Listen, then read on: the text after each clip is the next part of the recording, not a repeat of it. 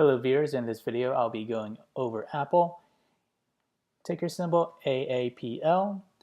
So today Apple is up around 2% on the 1 hour chart. We do see it exiting off the oversold level on the 1 hour RSI. On the 4 hour RSI, we just got off of oversold levels and we made approaches above the 9 moving average, and we may start to see a converging on the MACD on the daily chart. We are near oversold levels but not quite hitting it. We broke through the 200-day moving average, which would act as a good resistance. I'll mark that, and that resistance level is at the price of $192.50. And if we were to lose this support, which is the 200-day moving average, our next support will be the 150-day moving average, which is at the price of $178. So if we were to move up higher, that price movement will be about 1.4% move up. However, if we were to move down, that price movement will be approximately 5.6% move down. On to the next module. I'll compare today's current trend with this trend.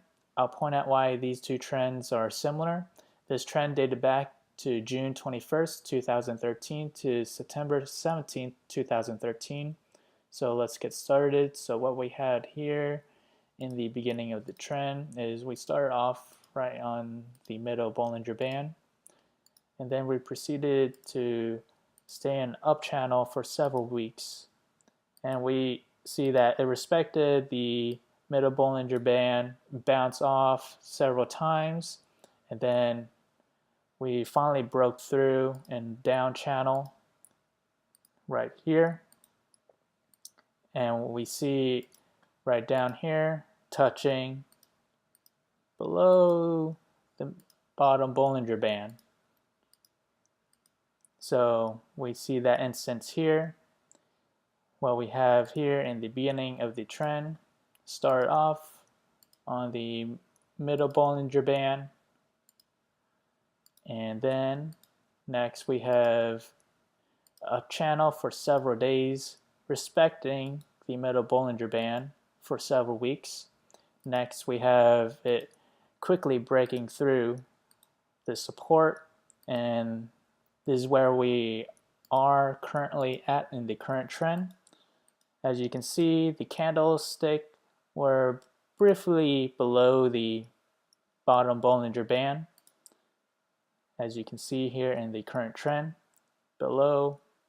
So if you remove these, you can see the candlesticks are below the bottom Bollinger Band, and here as well. Let's remove these. So as you can see, yeah, below. So if the trends are similar, there's reason to believe the outcome or forecast will also be similar. So let's head to the forecast model. So again, the trend that we took a look at was June 21st, 2013 to September 17th, 2013. So 1 day out, 2 days out, 3 days out, 4 days out, 5 days out, 6 days out, and 7 days out. So in 7 days, Apple or AAPL will be approximately much higher, around 6.4% back then. And here's the line graph that I compared it to, overlapping the trend that I had with 2013. This is the current trend and the 2013 one. They're somewhat similar.